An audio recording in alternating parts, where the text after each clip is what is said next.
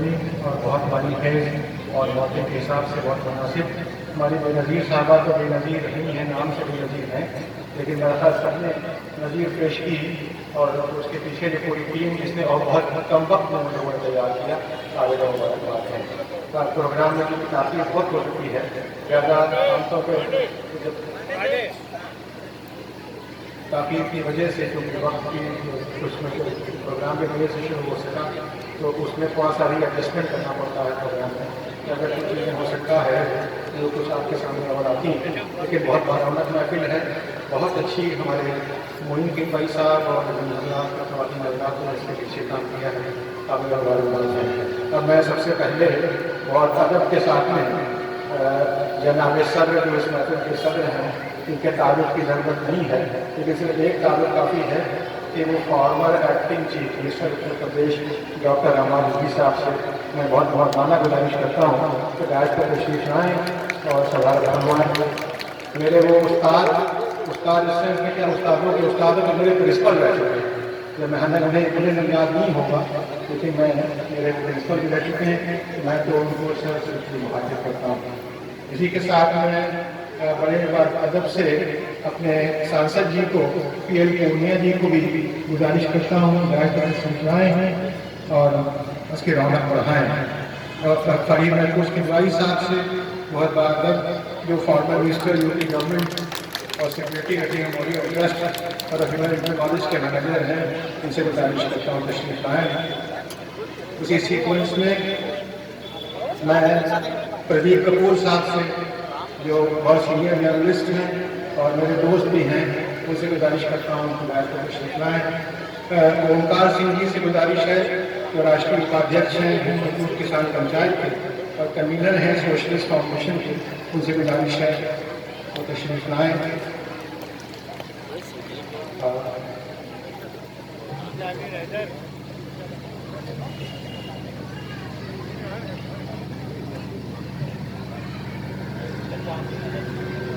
اسی سیکوینس میں چچا میر حیدر صاحب سے گزارش ہے جو بارہ بنکی کے موسٹ سینئر سٹیزن ہیں اور اس کے علاوہ اس ماضی میں اس پروگرام کے رہنما رہے ہیں، ان سے گزارش ہے مولانا تشریف لائیں. میں جناب صدر کی اجازت سے فرید بھائی کی اجازت سے میں 3 زمانے لے کے آیا تھا، لیکن میں صرف ایک پیش کروں گا.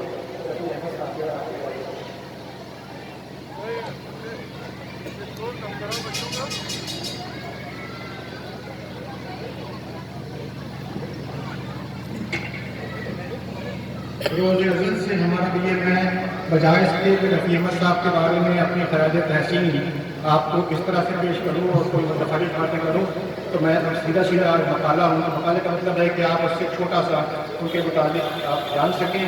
ابھی تک چونکہ دیکھیے ہندی اور اردو دونوں سکی بہنیں کہلاتی ہیں اور دونوں انڈیجنس لینگویجز ہیں، ہندوستان کی زبانیں ہیں.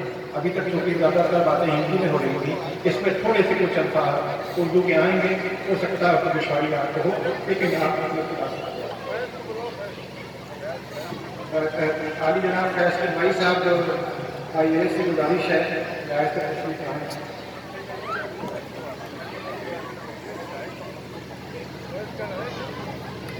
روز ازل سے ہمارا ملک ہندوستان گنگا جمنی تہذیب کا نمونہ رہا ہے. برٹش سامراج سے نجات دلانے، قدیم گنگا جمنی اقدار کی حفاظت کرنے، تحریک آزادی میں قربانیاں دینے اور جمہوری نظام قائم کرنے میں بھارت کے صفِ اول کے سپوتوں میں رفیع احمد کھنڈوائی صاحب کا نام نامی شامل ہے، اسے کوئی بھلایا نہیں جا سکتا. آپ کی پیدائش 18 فروری یعنی آج ہی کے دن 1894 کو اسی سرزمین مسوری میں ہوئی. تاریخی حوالوں سے پتہ چلتا ہے کہ آپ کا نسب نامہ ہے 12ویں صدی کے ممتاز قرۃ الاولیاء قاضی معاذ الدین سے ملتا ہے جو قاضی قلبہ کے نام سے مشہور ہوئے. 12ویں صدی کے اواخر میں ہندوستان تشریف لائے اور ایودھیا میں متمکن ہوئے. آپ کی اولادیں ضلع بارہ بنکی کے مختلف معروف قصبات میں آکر آباد ہوئی. رفیع صاحب کے اجداد مسولی میں سے پذیر ہوئے. ڈسٹرکٹ گیزیٹیئر میں قصبہ مسولی کے قیام کی تاریخ 750 برس قبل کی ملتی ہے. اجداد میں ایک معروف نام ظہیر الدین اور گہرے میاں کا ہے، جو آپ کے پردادا تھے، جو انگریزوں کے خلاف لڑتے ہوئے شہید ہوئے۔ آپ کے دادا ممتاز علی صاحب کے 2 بیٹے تھے، بڑے آپ کے والد ماجد امتیاز علی عرف لالا میاں، جو انتہائی نیک ایماندار اور ولی قدر بزرگ تھے، ملازمت کے سلسلے میں اکثر باہر رہا کرتے تھے، اور دوسرے ولایت علی صاحب جو مولانا محمد علی جوہر کے ساتھیوں میں تھے، وکالت کے سلسلے میں بارابنکی میں رہتے تھے۔ 10 برس کی عمر سے رفیع صاحب کی پڑھائی کی ذمہ داری آپ کے چچا نے اپنے اوپر لے لی۔ 1913 میں گورنمنٹ اسکول بارابنکی سے میٹرک پاس کیا۔ 1916 میں اعلیٰ تعلیم کے لیے آپ کا داخلہ علی گڑھ کے نیرو کالج میں ہو گیا، جہاں سے BA کرنے کے بعد LLB میں داخلہ لے لیا۔ علی گڑھ میں طالب علموں کی یونین میں باقاعدہ سرگرم عمل رہے۔ گاندھی جی کی تحریک عدم تعاون کا حصہ ہونے کے باعث LLB کی تعلیم مکمل نہ کر سکے اور اپنے وطن مسولی واپس آ گئے۔ یہاں آ کر گاؤں کے لوگوں سے رابطہ قائم کرنا شروع کیا۔ اس درمیان کانگریس کارکنان جو چچا کی ملاقاتوں میں تھے، ان سے بھی سابقہ پڑھتا رہا۔ احتجاج، جلسے اور جلوسوں میں شریک رہنے کی وجہ سے 1922 میں گرفتار ہوئے اور لکھنؤ جیل بھیج دیے گئے۔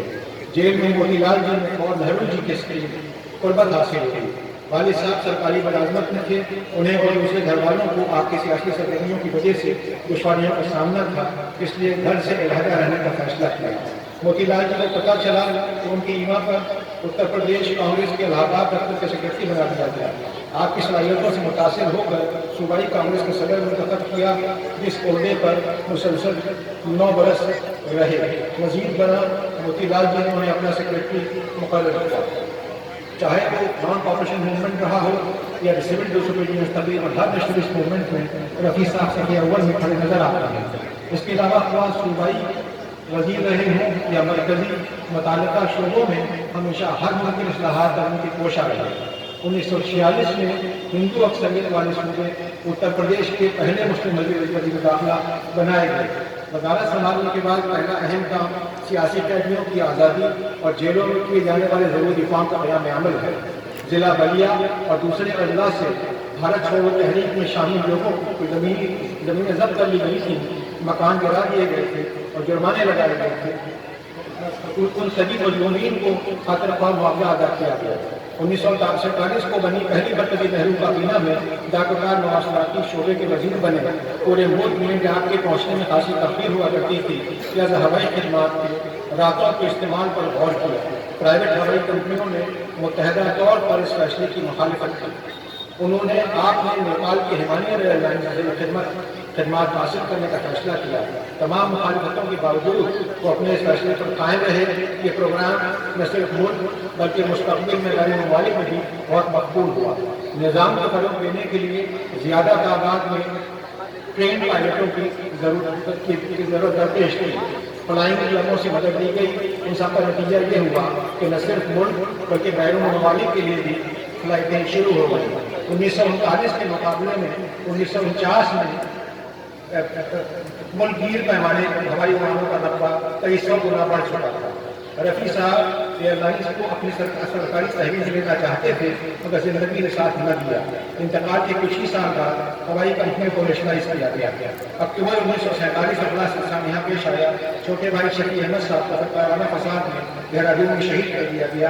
ان کی موت کا آپ کے قلب اور ذہن پر گہرا اثر تھا۔ 1952 میں ہوئے پہلے انتخابات میں کانگریس کو بھاری اکثریت سے فتح ہوئی۔ نہرو جی صدر منتخب ہوئے۔ اس فتح میں رفیع صاحب کی کاوشوں کا بڑا ہاتھ تھا۔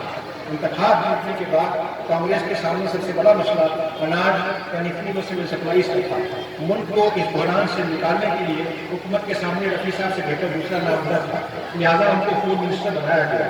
سب سے پہلے آپ نے اناج کی منڈیوں اور ملک کے مختلف حصوں کا دورہ کر کے یہ اندازہ کر لیا کہ ملک میں اناج کا بڑا ذخیرہ موجود ہے، مگر عوام تک پہنچ نہیں رہا، لہٰذا راشننگ کو اس دلیل پر ختم کر دیا کہ اناج عوام تک نہیں پہنچ پا رہا ہے اور بازار کے دام بڑھتے جاتے ہیں۔ ان کی تقاریر سے ملک گیر پیمانے پر نفسیاتی ماحول تیار ہو گیا۔ جمعخوری بند ہوئی اور مال کھڑے بازار میں آ گیا۔ مسلسل محنت، ملاقاتوں، سرکاری کاموں کی مصروفیات اور دوروں کا صحت پر منفی اثر ہوا۔ 24 اکتوبر 1954 کو لکھنؤ اور کانپور دورے سے واپس دلی پہنچے۔ بڑی پبلک میٹنگ تقریباً 1 لاکھ کمیٹیوں کو خطاب کرنا تھا، طبیعت ٹھیک نہ ہونے کی وجہ سے بمشکل کھڑے ہو سکے۔ چند منٹ بولنے کے بعد ان کا دورہ پڑا۔ گھر پہنچے اور کچھ ہی دیر میں وقت آ کے آ گیا اور جہاں خانی سے رخصت ہو گئے۔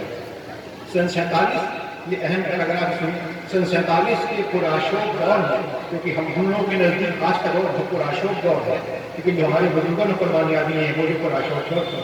سن 47 کے پرآشوب دور میں جب دلی اور پنجاب میں قتل عام ہو رہا تھا، ایسے میں رفیع صاحب نے مختلف مسلم تنظیموں کے رہنماؤں سے اپیل کی کہ نا امید ہونے کی بالکل ضرورت نہیں ہے، بلکہ انہیں قومی یکجہتی اور قیام امن میں بڑھ چڑھ کر حصہ لینا چاہیے۔ آئیے ہم سب مل کر دعائے مغفرت کریں اور یہ تہیا کریں کہ رفیع احمد صاحب اور دوسرے بزرگوں نے اس ملک کے لیے جو قربانیاں دی ہیں انہیں رائگاں نہ جانے دیں۔ کسی سیاسی پارٹی سے ہماری مخالفت ہو سکتی ہے، مگر اپنے دلوں میں برادران وطن اور وطن عزیز کے لیے کبھی کڑواہٹ نہ آنے دیں گے اور ہمیشہ اپنے پیارے ملک ہندوستان کے لیے دل و جان سے خدمت کرنے کو تیار رہیں گے۔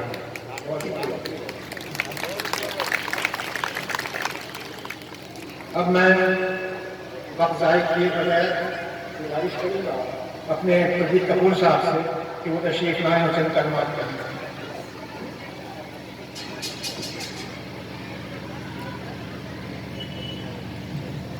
اس سبھا کے ادھیکش آدرنی عمار صاحب، چچا علی حیدر، یہاں کے سانسد پونیا جی، اومکار سنگھ جی، فرید محمود کدوئی صاحب، فیض صاحب،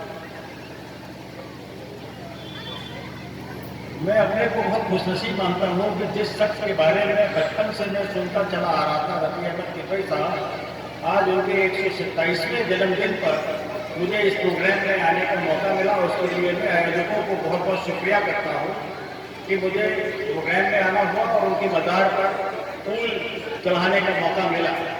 میں نے بچپن سے اس لیے کہا کہ رفیع احمد کدوئی صاحب کے بارے میں بچپن سے جو سنتا آ رہا تھا، میرے والد مرحوم صحافی کشن کپور کے ایک دوست ہوا کرتے تھے کیلاش کھنہ صاحب، جنہوں نے رفیع احمد کدوئی صاحب کے ساتھ بہت لمبے سمے تک کام کیا۔ تو کیلاش کھنہ صاحب کی صحبت میں بچپن سے رفیع احمد کدوئی صاحب کے بارے میں، ان کی زندگی کے تمام پہلوؤں کے بارے میں جو جاننے کا موقع ملا، سمجھنے کا موقع ملا، ان کی شخصیت کے بارے میں، اور وہ ہم لوگ کے لیے ایک نیا ایکسپیرئنس تھا کہ کوئی بھی شخص اس طرح کا بھی ہو سکتا ہے کہ جس نے زندگی پوری ایک فقیر کی طرح رہی ہو اور جس کی زندگی ٹرانسپیرنٹ ہو، جس آدمی نے موتی لال نہرو کے ساتھ کام کیا ہو، جواہر لال نہرو کے ساتھ کام کیا ہو، کانسٹیٹیوئنٹ اسمبلی میں رہا ہو، اتر پردیش سرکار میں بھی اگر رہے ہو تو اپنے منمانے طریقے اپنے طریقے سے رہے، اور جب ضرورت پڑی تو انہوں نے ریزائن بھی کر دیا۔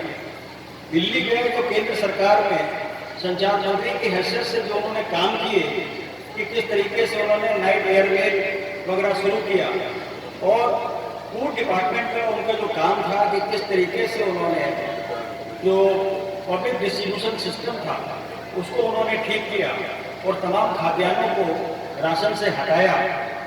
تو ایک ایسا شخص کہ جس کی زندگی کھلی کتاب ہو، جو اپنے لیے کچھ نہ کر گیا ہو، جو کچھ تھا وہ عوام کے لیے تھا، اور لوگوں کی مدد کرنے کا جو جذبہ رفیع صاحب میں تھا وہ بہت کمال کا تھا۔ تو ہم لوگوں کو یہ چاہیے کہ ایسی ایک شخصیت جس کے کہ جنم دن پہ ہم لوگ سب اکٹھا ہوں، لیکن صرف ایک سالانہ پروگرام نہ ہو کر وہ ایک ہمیشہ کے لیے ان کے بارے میں پڑھنا، جاننا، ان کے وچاروں کو عام آدمی تک پہچاننا اور ان کی جو جیون رہا ہے اس سے پریرنا لینا، یہ ایک ہمیشہ کے لیے بہت ضروری ہے۔ تبھی ہم ان کو اپنی سچی شردھانجلی دے سکتے ہیں۔ جو کوئی پروگرام ہو جاتا ہے اس کے بعد سال بھر بعد پھر کوئی پروگرام ہوتا ہے، لیکن اگر ہم ان کے جیون سے کچھ سیکھنے کی مادہ رکھتے ہوں اور ان کے وچاروں کو جن جن تک پھیلائیں تاکہ لوگ ان کو دیکھیں کہ اور آج کے دور میں اگر رفیع احمد کدوئی کے بارے میں بات کی جائے تو لگتا ہے جیسے کوئی کہانی ہے کہ کیا کوئی ایسا بھی شخص تھا کہ جس کے ڈیتھ کے بعد جب جواہر لال نہرو آئے ہوں، میں نے وہ فوٹوگرافس وغیرہ دیکھی کہ ان کا مکان کس حالت میں تھا، ورنہ آج کے دور میں لوگ پالیٹکس پر قدم رکھتے ہی اپنی مالی حالت کہاں سے کہاں پہنچا دیتے ہیں، اور دوسری طرف ہمارے سامنے رفیع احمد کدوئی جیسے شخصیت کی ایک مثال ہے۔